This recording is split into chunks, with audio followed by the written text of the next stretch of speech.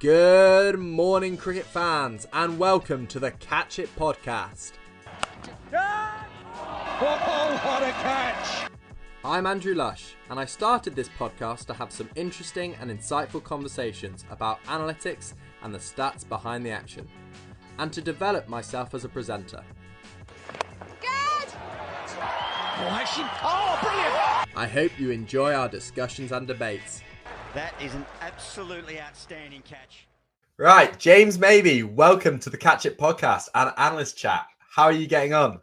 Yeah, all good, mate. All good. Brilliant. How's the winter been for you at Northampton? I would say slow at times, but that's quite nice because the cricket season can be very busy.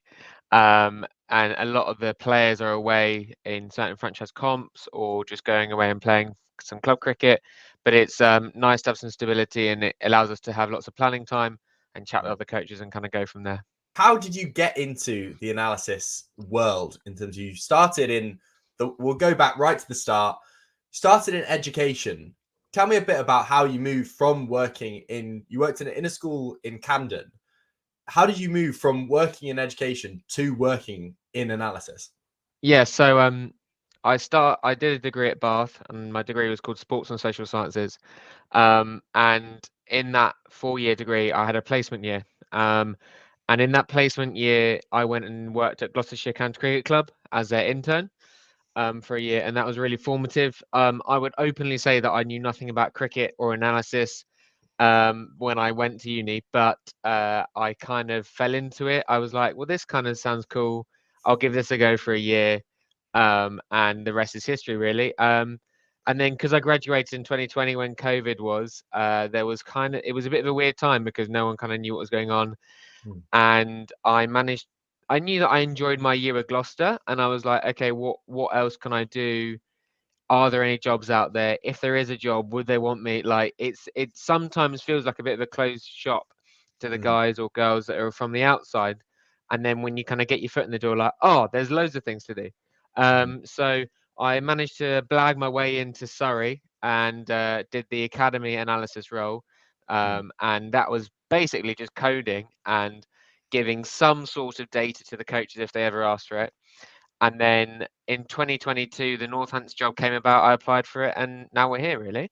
That's brilliant. Do you think you use any of the skills that you used in the school in Camden in their special needs program? Do you think you use or learned a lot of the skills that you still put into place in your day-to-day? Massively. It was so formative for me. I actually think now when I look at hiring people or getting people on board at Northants, I really like to see some out of industry experience. And I think that for a lot of factors, I think it's really important that you step away from I don't want to say just being a cricketer, but you step away from that kind of environment. And so, for example, being a teaching assistant and sometimes teacher at times, just filling holes and gaps in the school, just standing up in front of people and explaining ideas and explaining thoughts and explaining reasoning is basically what I do now, because I have to try and sell data to coaches. It's a lot easier, I'd say, in my current role because they want to listen to me. Sometimes they don't, but at the moment they do. And I would say sometimes the children that I was teaching didn't want to listen to me and didn't really have the time of day for me. But you have to learn very quickly on the spot that, okay, you don't want to listen, but I need you to listen. So how am I going to do that? And that was a massive skill that I learned, and I'm still working on it now. It's just trying to find turns of phrases or analogies or putting it into their language so that they understand the information that you're trying to give them. The soft skill of communication can sometimes be really overlooked when it comes to data analysis. And I feel like I think it's like the biggest thing for me that I work on with a lot of guys that I'm working with at the moment when I talk about internships or stuff like that. I'm like, look, you've got the knowledge of cricket. That's not what we're trying to work on here. It's how do you explain what you're seeing to someone that doesn't understand what you're seeing? And that might be through communication, that might be through better visualization, which we'll touch on later, or that might be through better explanation. But ultimately, not everyone knows data, not everyone understands cricket, so you've got to try and make sure that they do understand it. I can completely understand that. Do you think the fact you've been on Chris Gill's analytics podcast, so talking kind of cricket in a wider context, and then he mainly focuses on football, do you think there's stuff that we as analysts, cricket analysts, can learn from other sports in their data analysis? Yeah, I think just the way that they talk about the game, I think is massive. So we were very lucky with the group of coaches that I work with. We went down to Leicester City Football Club, and we had a chat with their academy guys, and it was interesting to see how their processes work and how different sports do things differently. And like obviously it's quite strange because cricket is its own game in a lot of ways. We have 3 different formats which usually in counties use the same players. We sometimes play for 4 days, we sometimes play for an evening. We sometimes play those games, 2 types of games in different weeks, and try and explain that to people. They're like, what? They didn't quite understand it. When they have the same format all the way through the year. Right. And so they talk a lot around right, Monday we do this, Tuesday we do this, Wednesday we do this, all ready for Saturday. Sometimes if we have a midweek game on Tuesday, that sometimes changes, but that's rare, especially at the academy level. And everything, all their emotions and their processes are driven around that Saturday afternoon. So but with cricket, we don't have that luxury. Sometimes we're playing on Tuesday night, and then we've got to play Wednesday night, then we get a day off Thursday, and then we play Friday afternoon, then we play again but that's the nature. That's why it makes it interesting, I suppose, because it's never the same.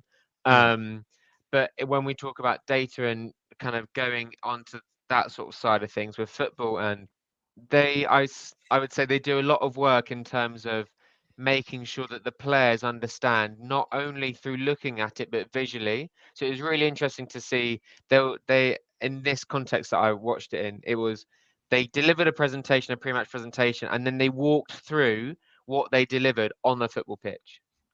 Okay. And I was like, that's so cool Mm. because you put it all on paper, and 99% of players were like, yeah, I understand, yeah, cool.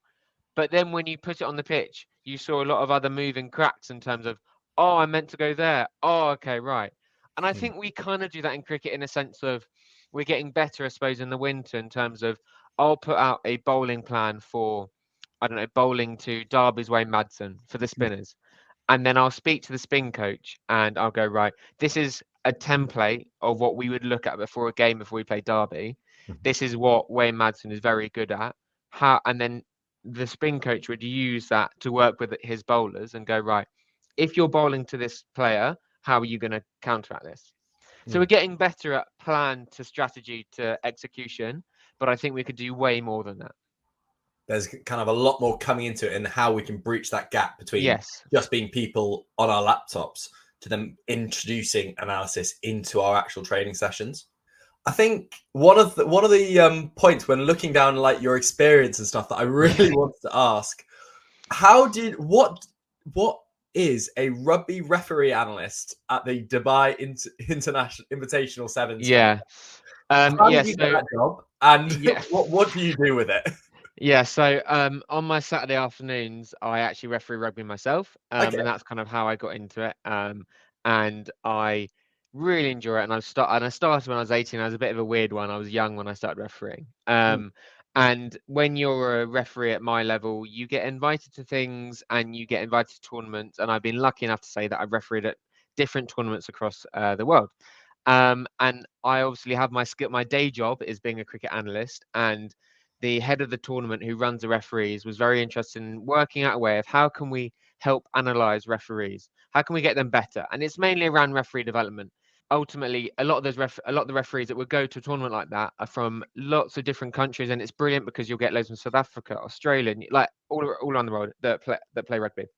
And we tried to process a pilot around filming games and then clipping up those games and highlighting good bits of refereeing, not so good bits of refereeing, and trying to help change referees during the tournament because the tournament works around 3 days.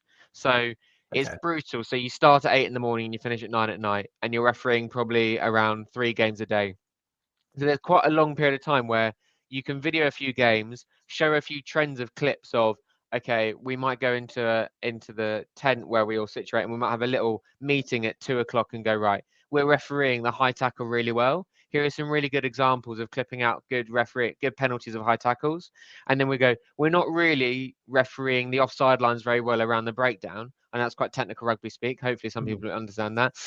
Or we're not really refereeing this area. Here are some clips of what you should be seeing in your game that you might need to think about penalising.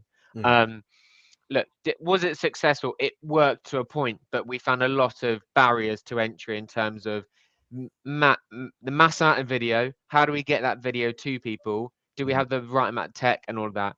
And so this year, because I did that 2023, this year I ended up just refereeing myself, and a different group of guys did the analysis stuff, and it seemed to work really well.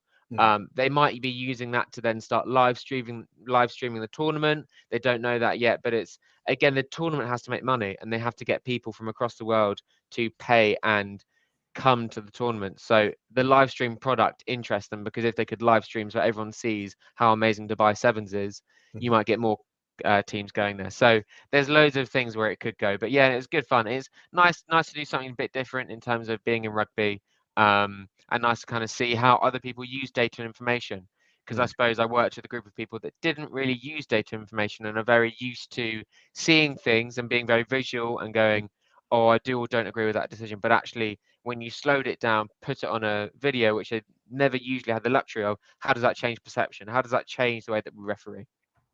So in terms of actually giving that video feedback, gives them that different perspective. Massively, yes.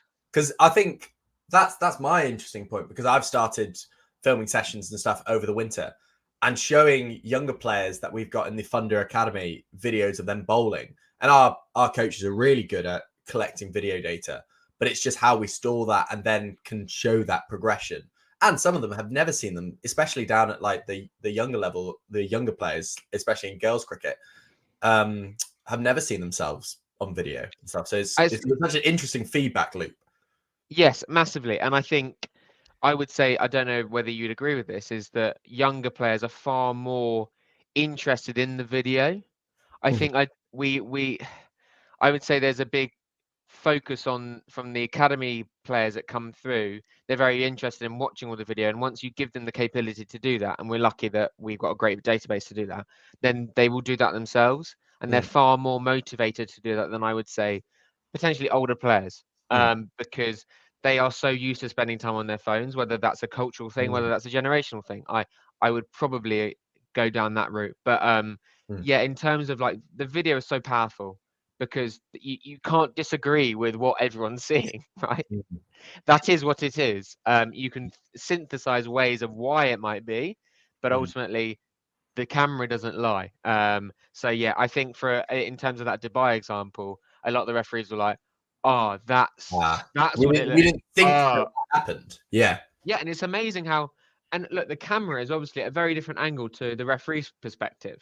So we've got to take that into account. And okay, so sometimes the sort of wording or phrasing that we use from the camera angle, this is what we see, and this is the expected decision. And that referee might come back with, from my angle, I saw this. And whether, hopefully that's true, that might not be.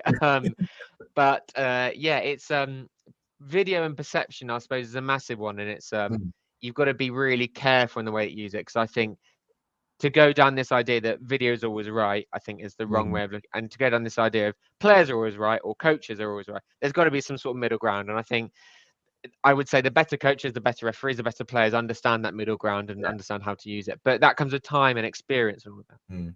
It's interesting in that debate is I think an American football player, I think one of the Kelsey brothers, talked about how when pundits like absolutely slam referees for making wrong decisions, when they've slowed down every single thing and slowed down, and they're like, how the hell did they miss that? And then the I think it was Jason Kelsey basically said, well, the referee isn't seeing that. So it definitely highlights that there are biases when you can slow down into every single picture. And that's where you can get into the trap of like absolutely nailing umpires or refs when you can work out a better way of doing it and a better way to improve them rather than kind of bash them over the head with video. Yeah, I think it's where technology is going. Like, I suppose rugby at the moment is in a real tipping point, especially with the way that TMO is happening and the way TMO is being used. Do you I say think you think rugby. it's being used more effective? Sorry for interruption, but do you No, think no, it's go for more it, mate. effective than it is being done in football? I think we're more used to it. Okay, interesting. I obviously football has its own problems, and I will openly say I don't really watch that much football. Okay. But what I do hear about is when VAR goes wrong. Mhm. You don't hear about when VAR has made a great decision. Then that's the reality of how sport works and how we are very emotional people. But I think in rugby we're more used to seeing video on the big screen. Fans are used to seeing slowed down decisions, and I think we're getting to a point now where we understand the really big positives of TMO, television match officials, in games of rugby. However, I don't think we all agree in terms of stakeholders of the game of how the game should be refereed. Okay. And what I mean by that is there are countless decisions or non-decisions that we look at as referees that we choose to not penalise. However, if you slowed it down on a big screen, well, you probably should penalise it. But Mhm. in live play, most referees wouldn't look at penalising it because we want to try and make the game flow. Yeah. But how do you convince a coach to say, well, we've seen an offence. It's categorically, it's an offence. It's an illegal act. But we're not choosing to penalise it because we want the game to flow. And they just, It's the yeah, it's a understanding. rabbit hole of where the game is with rugby and safety and everything. And ultimately, I think I would like to see World Rugby or someone of that nature, an organisation, start taking a stranglehold of this idea of what should our game look like in the next 5 years, i.e. do we want a game where there's going to be mistakes, it's going to flow really well, but the referee's not going to penalise everything? Or do we want a game that's probably quite stop-starty, that's going to have more penalties, and it's not going to flow as well, but there could be some good rugby in those bits, but it's really hard for the neutral to kind of follow along to the game. And I don't know where it wants to sit. And I would want to sit in the game of flowing nature. But you look at sports like you mentioned the American sport, like American football, that's got tons of stop starts. Yeah, it's one of the biggest products in the world.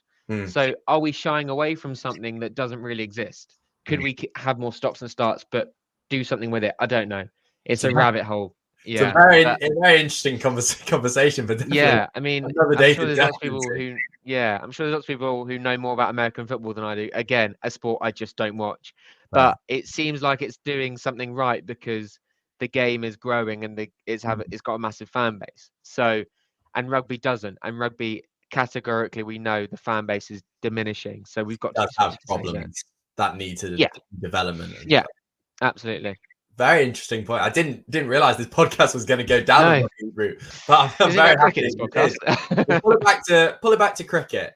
So Yeah. Northampton has that history of being a smaller club but punching up in certain years. So Yeah. this before your time, but in previous spells, you've won the Northampton has won the T20 Blast in 2013 and 2016 and reached the final in 2015. My question is, do you think you're still, as a small county, and no disrespect to you or Northampton, but do you think you're more set up to be winning and challenging in competitions in white ball cricket rather than red ball cricket? Good question. I think It's a tough one because, as you said earlier, as a lead think analyst and as a county, you have to concentrate on all three formats. You have to play all three formats. We, of course, would want to compete in all three formats, and I think we have the players to do that.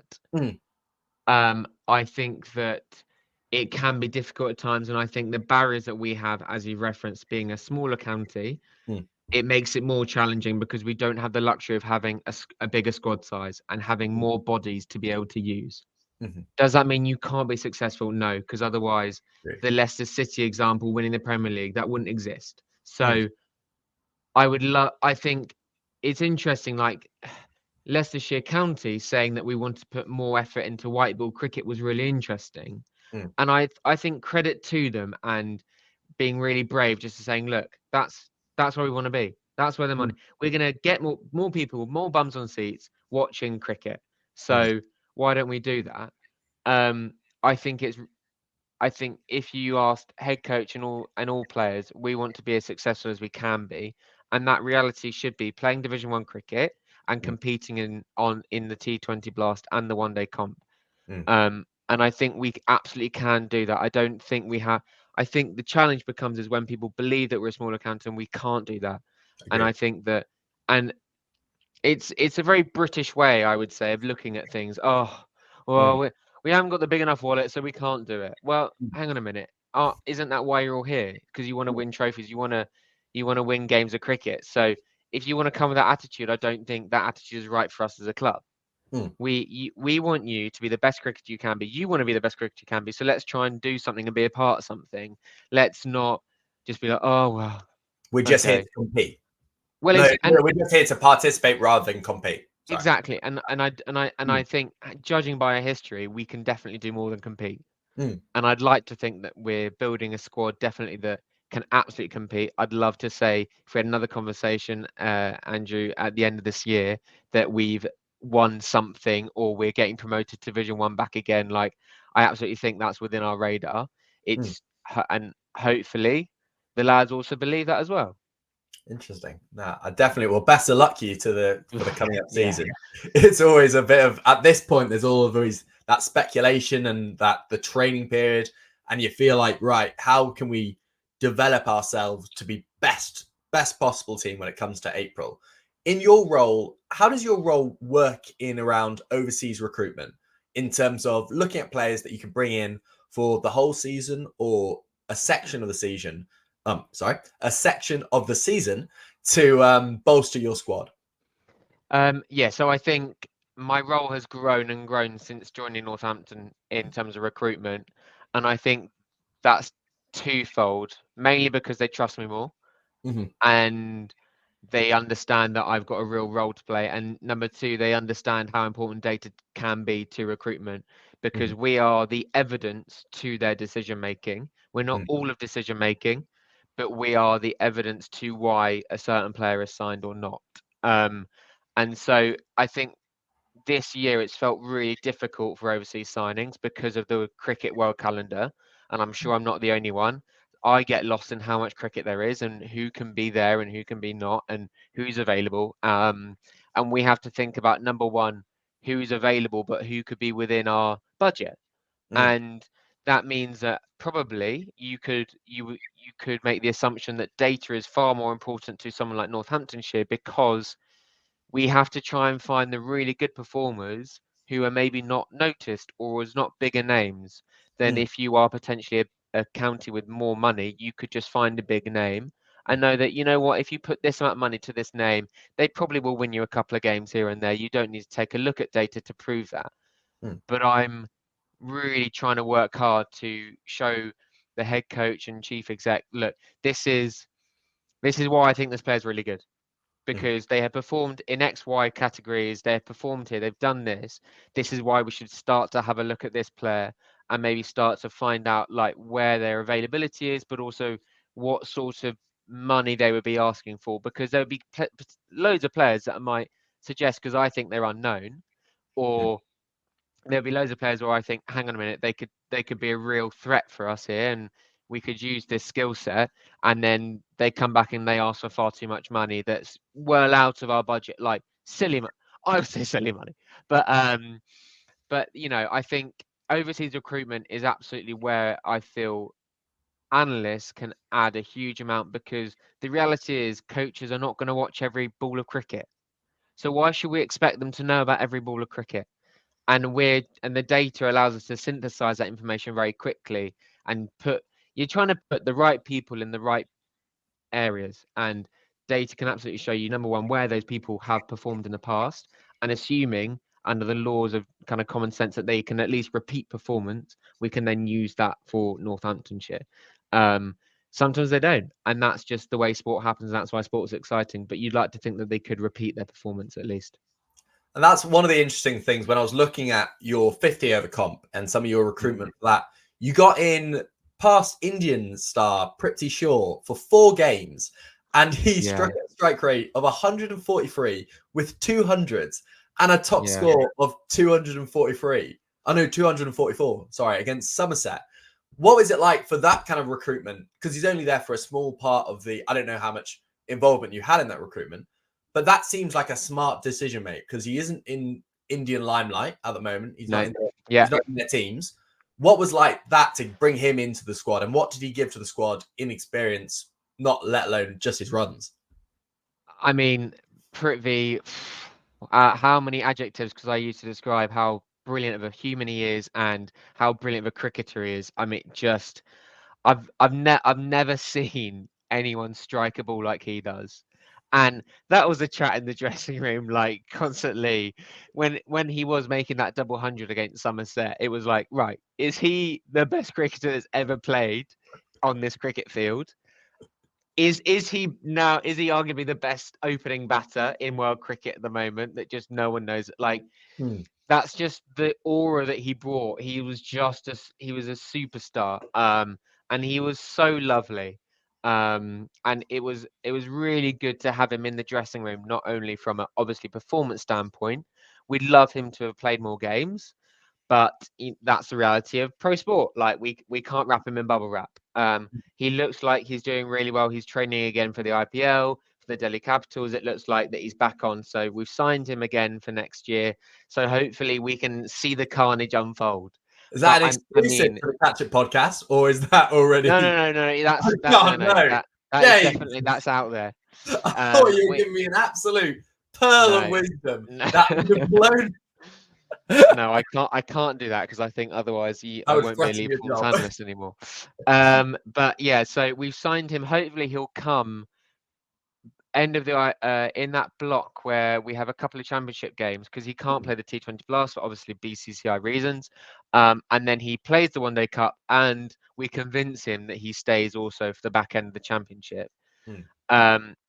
Now, who knows? Like, that's the thing with visas, and I think it's an unknown story, that this idea that we can just bring players whenever we want and there's no visa issue, there's no travel issue, there's no injury. Like, there's so many moving parts to getting a human being from one part of the world to the next part of the world to play professional cricket, far more than I realized when I joined Northamptonshire, if I'm being brutally honest. I thought it was quite easy, but like so he could be brilliant again, as always. And I think someone like that, because he's so lovely about it, it's great. It's not like he's also quite arrogant with it, and it's like he's telling blokes how poor they are, how you're not. But like, it's absolutely not.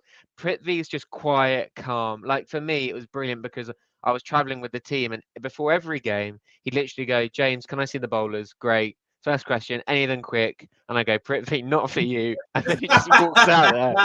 Walks out there and goes on and makes 100 like it's nothing. But yeah, but those attentions to detail are what probably makes him a star in his own right, because like, he got off the plane from India, went, right, I'm having a hit. Right, okay, I guess we're in. I guess we're in. Like, I'm having a hit. I'm just feeling the bat again, going again. He'd turn up for training. He even played a couple of second team games. Like, it was bonkers. And yeah, I think you have moments where you find players like that where the game is easy for them. Now, we could sit here and argue for hours on end whether it's a talent or it's a genetic or it's a practice thing, but ultimately he's a genuine star. And who knows? India might fucking pick him up at this point. And we just hope that India haven't realised how good this kid is, because he is still 23, like he's younger than myself. I feel like I've followed the IPL for a good while now. I didn't realise how young he was. Mate, him and Harry Brook are the same age. Insane. Bonkers. Absolutely. I don't know the numbers on how long he's been playing, and obviously he's made Indian debuts and stuff, but I didn't know he was that young. He made his Indian debut at 18, and he scored a Test century, I think, on debut. Incredible. It's bonkers, and it was against the Pat Cummins, Mitchell Stark era of Australia. Like, serious skill. So yeah, I mean, even if he played for another 4 games in the One Day Cup, I mean, that would be useful for him in not just his performance, but his attitude and his or around.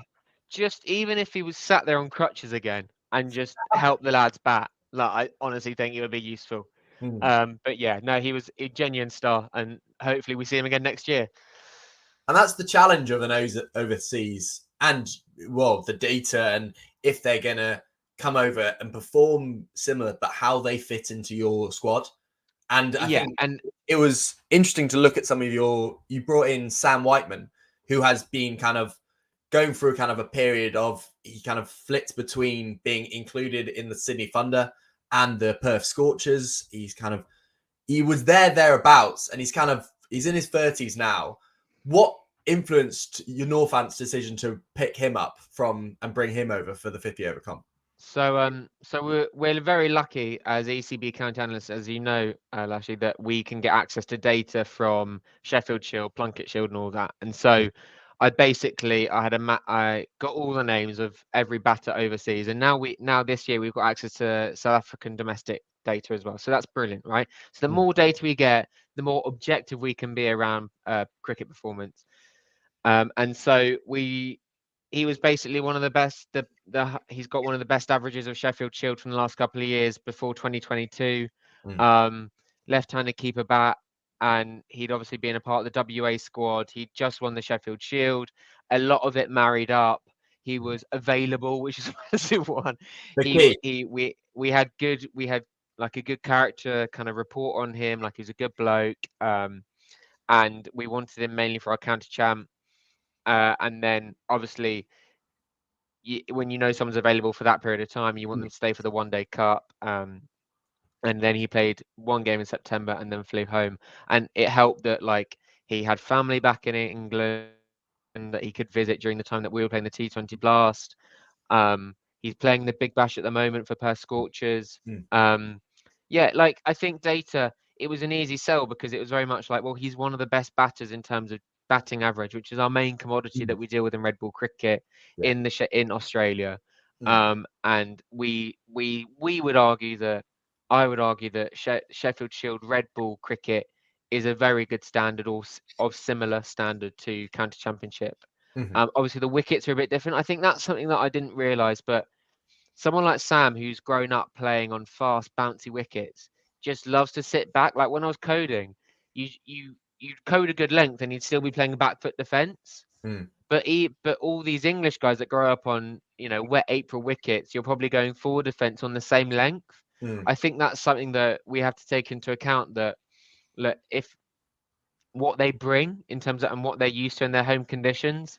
And so that's why I think a lot of counties are potentially more reticent to take players from very different conditions to England, because they would presume that they might struggle playing with like swinging seaming balls because they might not have that in their home conditions. So we try and look at Australia, New Zealand, South Africa for overseas for red ball cricket a lot of the time, because we think their conditions are very similar, especially when they play their cricket, because of the Big Bash, they play their cricket early season and late season, so very similar to like our conditions. So someone like Sam, he was very easy to slot in, really nice, quite a humble guy, and obviously a very good cricketer, and showed his class. One of the top leading run scorers in the Division 1. He did it when it was hard. He had some really good innings. I think he just would have liked a bit more support at times from his teammates, but that's the way it goes. He's obviously loving it. He's just had a baby as well while he was in England. So congratulations. So he obviously would love to spend a bit more time at home, and I'm sure Northants will keep his number in their diary, and you never know when he might come back. I think is that a key thing for Northants as a smaller county, is working out who we can get, who is like a Pretty Sure, who's a bit out of the limelight now, young, potentially going to come back into it, or a Sam Whiteman who kind of has gone hard and fast as a youngster and then settled a bit more into a really strong domestic cricketer that is also probably not going to be called up for Australia. So that helps your needs. It's finding all those factors. Do they all equate? Yeah, and I think that's the thing as well. Like we had Lance Morris signed last year, and unfortunately didn't make it over. Like we were very shocked that we got him in the first place, but at the same time, it was great that he wanted to come and play county championship cricket. We signed him for 3 games, and it was what we needed. We just needed a bit of extra pace, and we didn't really need data to prove that, if I'm being brutally honest. Like we didn't need speed guns. We needed a point of difference because we didn't have that in our attack at that time. and it's just such a shame that he had stress fractures in his back. Like, it's just little things like that where it's just the way of how the game works. But yeah, we try and find those fringe guys who are dominating their domestic scene, who, for whatever reason, aren't on the international radar, who will be available for good stints of time.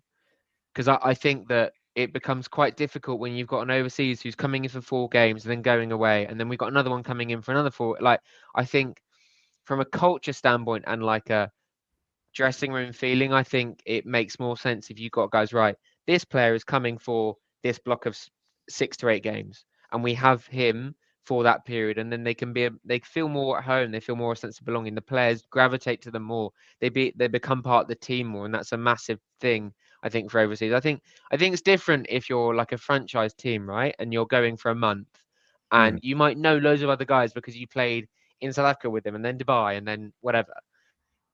But I think for us, because we've got longer seasons and we're more of a club feel, being a part of that team is quite a massive one. So we try and get players who are more available. There might be better players available at times, but only for 1 or 2 games. But we'd rather go for the guy that is there for more longer periods of time.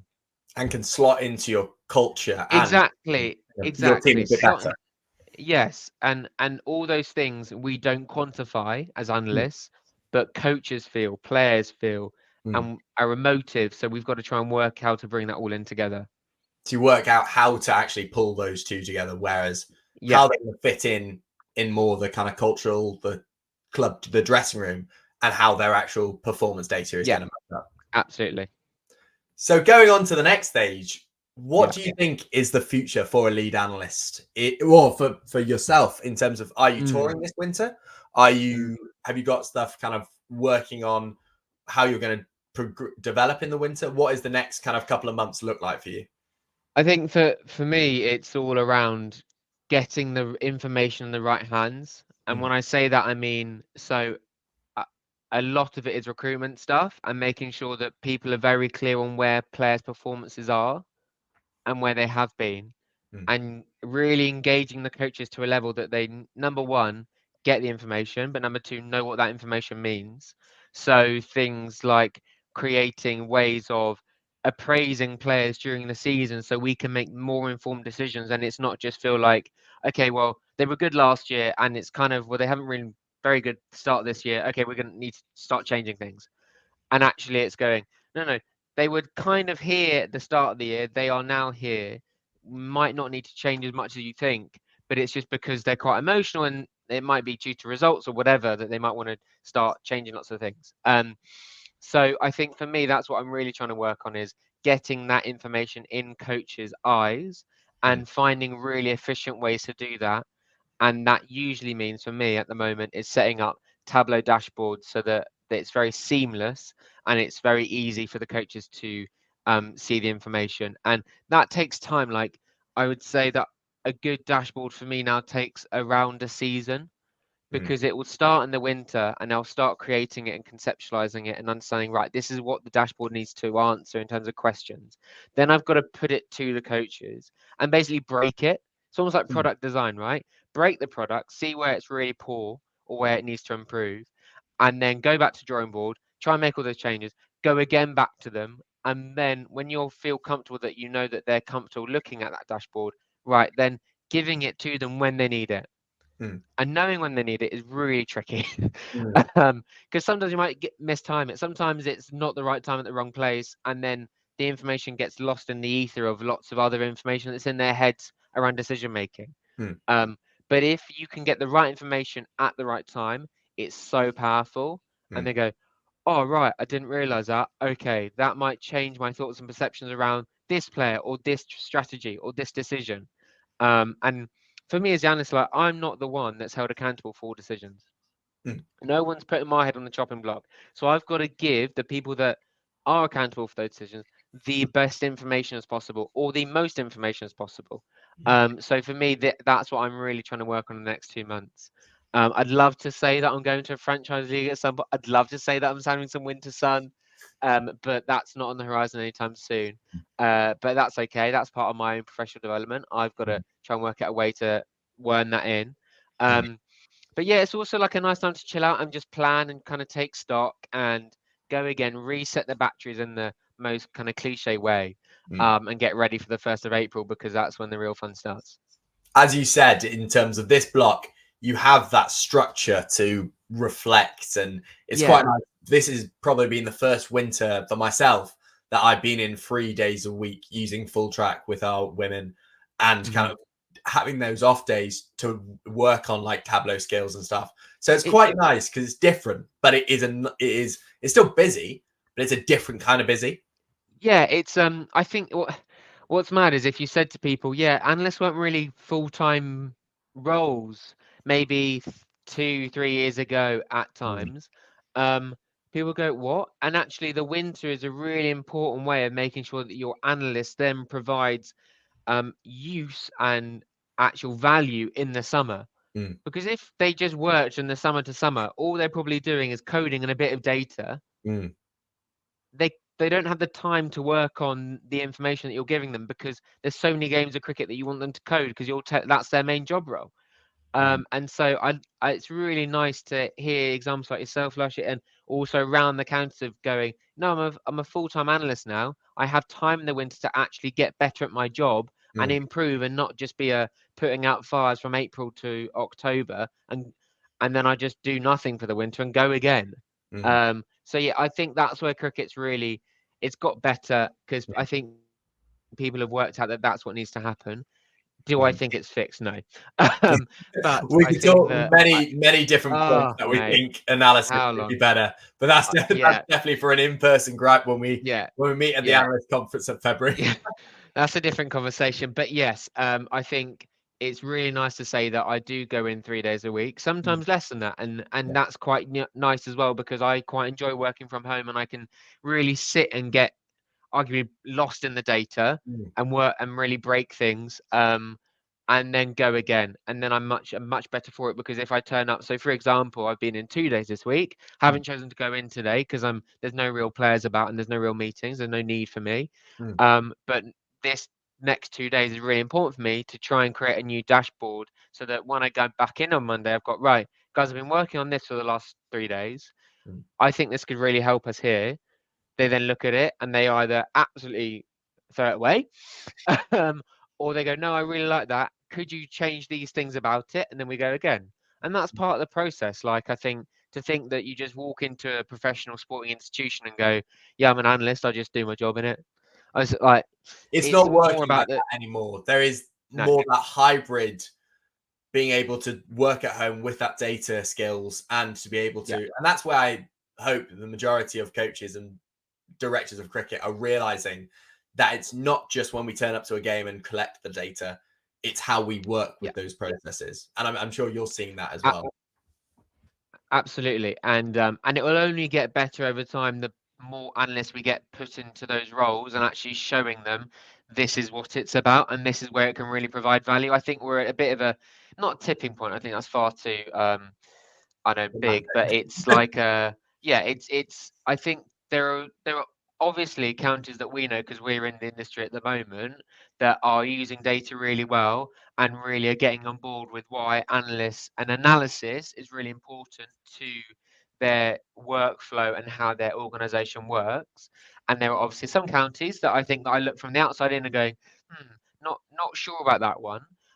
Do I think that to be successful as a cricket county, you need a good analyst?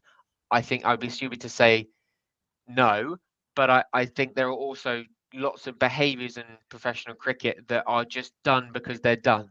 And I think that sometimes an outside source, a new analyst, a new person, a fresh face might really benefit that organisation.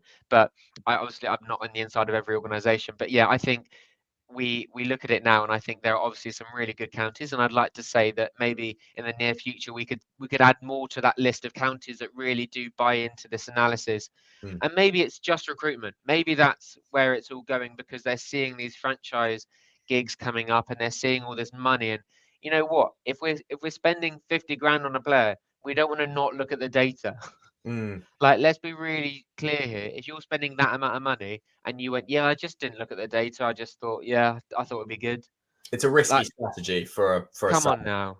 You set yourself up for failure. So I think that's where it's really going and moving to, at least. And look, do I think that analysts have a massive impact during the game and making real impact in decision making? I would say probably we're on the no side of that spectrum, but I think only over time, the more players get used to seeing data and using data, do I think it might change. Yeah. Well, thank you very much, James. This has been a really great chat. And You're good, mate. Loved it. this is giving me many. I think we could go on for another hour, but we'll have to cut it there. Thank you very much for coming on the Catch Up podcast, No worries, mate. and thank you very much for your time. Cheers, buddy. Great to see you.